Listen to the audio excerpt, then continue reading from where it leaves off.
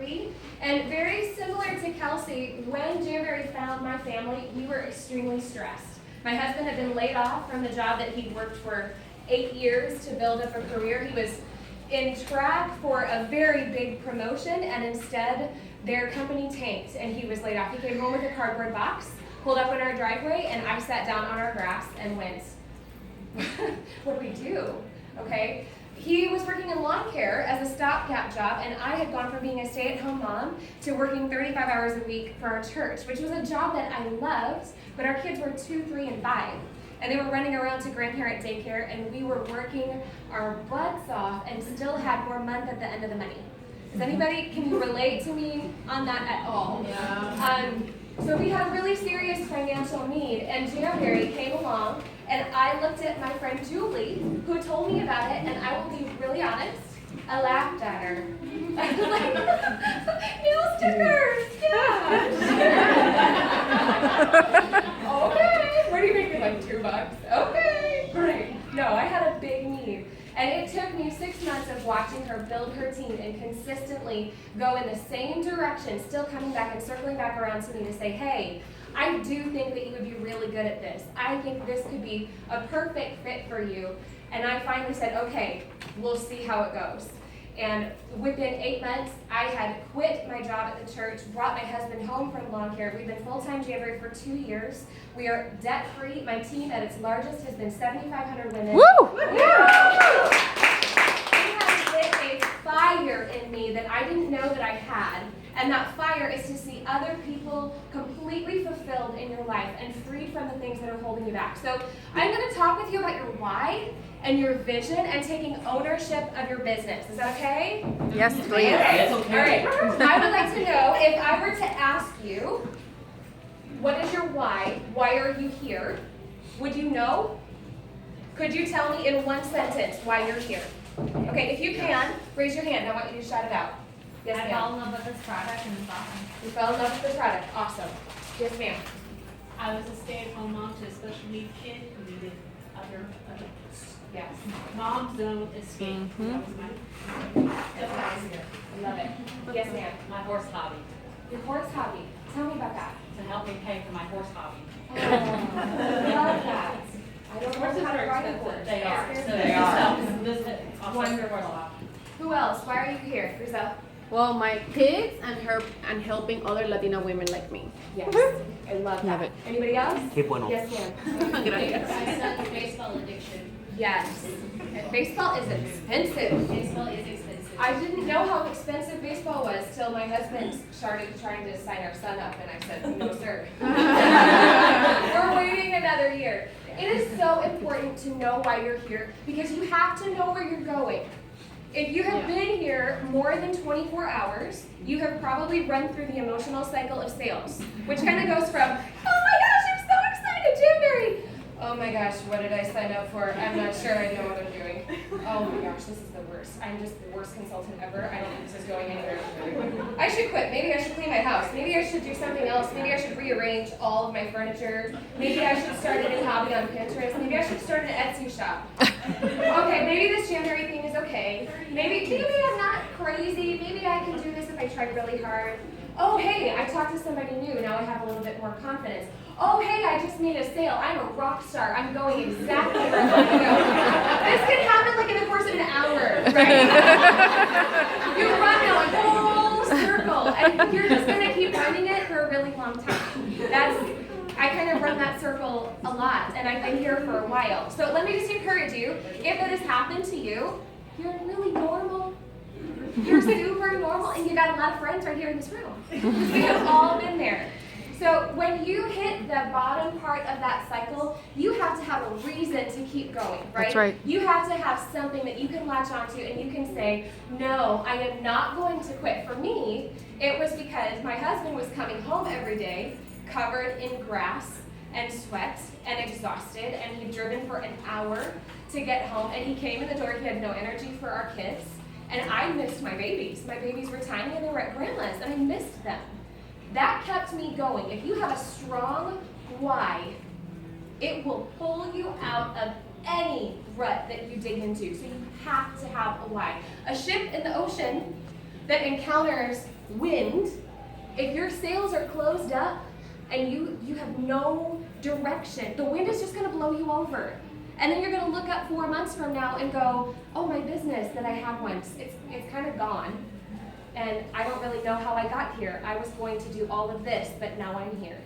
And I don't know how to get going again. And how you get going again is your why, okay? I want you to write down right now one thing, just one thing that you would like to see Janbury do for you, for your family. Write down one thing. It can be financial, it can be personal, it can be something that means something only to you and would not be meaningful to anybody else, give you confidence, give you a community, give you friends. I don't know about you guys, but when I was a stay-at-home mom, I was kind of lonely. Yeah. I had 3 little best friends. They were really loud, though. Yeah. Right. Mom. I don't want to hear mom. Okay, write down that one thing. Once you're there, understand that you are going to have that why change as time goes on. Yes. You were gonna, when my husband came home from his job, when we said, okay, you gotta stay home, this is gonna be great, what reason did I have to keep working? To keep getting up every morning and keep doing my business? We had accomplished what we set out to accomplish. He was home. Yeah. Great. Awesome. Done. The end. Bye. Once you accomplish your why, it can be just as challenging to create a new one. If you started off saying, I need $200 to start my son into kickball, because kickball is also expensive, and then you've accomplished that, you have to find something new. Yeah. You have to reinvent that why and find something else that matters to you. Sometimes that is something that matters to someone else. You are a lot more willing, I have found, to work for someone else and what means a lot to someone else. My best friend was in a really tough place. And when she joined, I knew all of a sudden, seeing the freedom, I can't even believe it. You start seeing the freedom that is brought to other people through the decisions that you make. When other people start calling you going, we paid off our debt, or I brought my husband home. Those are big things. So think about things that are, I know that's kind of unrelatable, sorry. But all of those things, I paid my car note. Yeah. I paid off that credit card that has been following me around forever. When people are calling you and telling you, thank you, you made a difference in my life, that gets you here. It doesn't even get you here or here, it gets you down here. It does. So sometimes you will find as your why changes that your why becomes a little bit focused on the people around you. Okay, does that make sense? A little bit? Okay, you are always moving. Every day in your business, you are in a cycle like this, and you are either going towards chaos or you are going towards where you want to go, but you're never standing still. So don't lie to yourself. Can I say that really gently? If you kind of look at your business and go, I'm holding steady, I'm standing still. That's not true. You're either going this direction or you're going this direction. That's right. So I would encourage you to do everything that you can to make sure that you are going in the direction that you want to go. You are always moving in one direction or another. Your why is connected to what I call your what. What do you need to accomplish? That's the tangible piece. What is, how many dollars is it going to take to accomplish what you need? How many dollars is that? If your goals are a little bit more community focused or friendship focused and less financial, it's a little bit more challenging to define the what that you need to do to accomplish your why. But when it relates to your actual business and having your parties, having your sales, and talking to people about the business, that's a what that's really tangible, right? Yeah. If you have your goals and you know in order to get where I'm going, say I need to earn $300 in a given month. Okay, you need $300 cash to walk home from. So you need to sell how much in PRV to bring home $300 cash? 900. 900. You need to sell $900 PRV in US dollars in order to walk home with $300 in cash. So if you need to sell $900 in PRV, average out your average party. Your average party is how many dollars in sales, and then multiply that times the amount of PRV that you need, and then add 2 parties to that. You have to be booking your parties. I'm seeing a lot of deer in the headlights. Like, is that a little too much math for Thursday night? It's okay. It's okay if it is. Repeat it, I can write it down. It's really dependent on your numbers, but you Yeah. take the average sales of your average party, Yep. and you multiply those average sales by the total number of PRV that you need, and then you book 2 additional parties on top of that. For cancellations and parties that aren't as high as your average, parties are the lifeblood. Your why is fueled by parties, not wishes. That's right. Can I say that? Yeah. Because it's true. Your why is fueled by parties and not by wishes. You can want as hard as you want to get where you want to go. You can want it, you can think about it, you can read the books, you can tune into the trainings, you can watch the announcements on the dashboard, you can interact on your team page. You can do that all day and all night and twice on Saturday. But until you connect that with doing some parties and selling some Jamberry, we are in sales.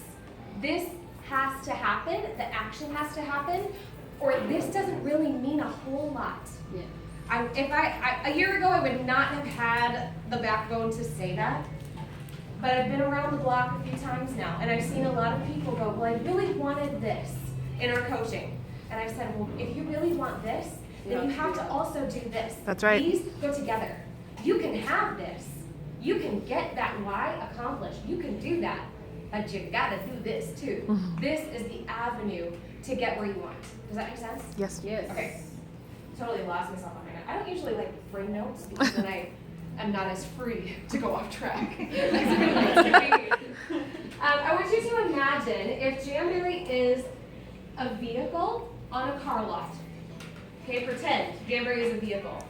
I would like you to know, having been all the way to the top and back and around the block a few times, that Jamberry is not a minivan. Jamberry is a Lamborghini. This company, who has met Jared, our president? It's amazing. Who has met Adam? Who has met the sisters? Okay, for those of you who haven't, I want you to understand that the heart of this company is some of the best people I have ever met. Yep. They have built a Lamborghini of a company for you to plug into. You have every resource at your fingertips. You have a fantastic product that doesn't have competition. That's right. In the reality of the real world that we live in, It we got a one-of-a-kind product. Yes. There's nothing like it on the market. You have something that brings more value to people's lives and brings beauty into their lives. Before Jamberry, I'll tell myself a little bit here. I was in a company that I loved and respected, and I sold nutrition products. And it was really, really great, except for the part where I had to do my follow-up. And I had to call people on the phone, and I had to say, hi, you're on day 7. So how are your bowels moving? You're on day 12. Are you all cleaned out yet? I had to ask people those kinds of questions. So when you tell me that I have to follow up with a customer and ask them how they like their nails, that ain't hard. And the worst thing they can say is, oh, they didn't stay on. Not, oh, I spent $200 on a nutrition system and I'm not seeing any kind of results like I want to see. That's hard. This is, I'm offering you something that brings some beauty to your life that is applicable to every woman of every age, shape, size. It doesn't matter. This just makes things more beautiful. That's right. All over. Mm-hmm. This is a fantastic product. You are in a fantastic company, and y'all, they pay really well. Mm-hmm. If you That's didn't right. know that, they pay really, really well. So understand you have the key and you're behind the wheel of a Lamborghini, and the question is whether or not you're going to start pushing the gas and put it in drive and go. And by that I mean go to parties and talk to people about the opportunity. That is what it means to take action. When you do that enough, the pieces that are intimidating and scary, the question about whether or not am I gonna hear no? What does it mean when you hear no? Does it mean I hate you and I never want to see you again? You're the worst person I ever met in my life? Back off. Is that what no means? No. No. No. It just means not right now. Not right now. It doesn't work for me right now. Okay, that's fine. That's not the verdict on you. Whether or not Kelsey told me no or yes didn't mean that I made the right decision to become a Jamboree consultant. I loved her and I wanted her to be a consultant more than anything in the world. But I had to approach that conversation with open hands and not allow the verdict on whether or not I had made the right decision and I was going to accomplish what I set out to accomplish be determined by whether or not this one person told me yes or no. One person is never the beginning or the end of your business. Ever. Ever. And if you've got one person that you're focused on, that you think if just this one person would tell me yes, if this one person would do a party, that one person is not going to change the game for you. You need more than one person. So diversify who you're talking to and take the pressure off of yourself in that conversation and off of them so that they're allowed to make that decision for whatever is best for them. And they can feel the difference in your heart when you're talking to them. If you hung all your stars on whether or not that is a yes or a no, the person you're talking to can feel that. That's right. They feel that, even if you don't say it. So you may need to do a little bit of emotional surgery. That can be hard. That was really hard for me to learn. But you may need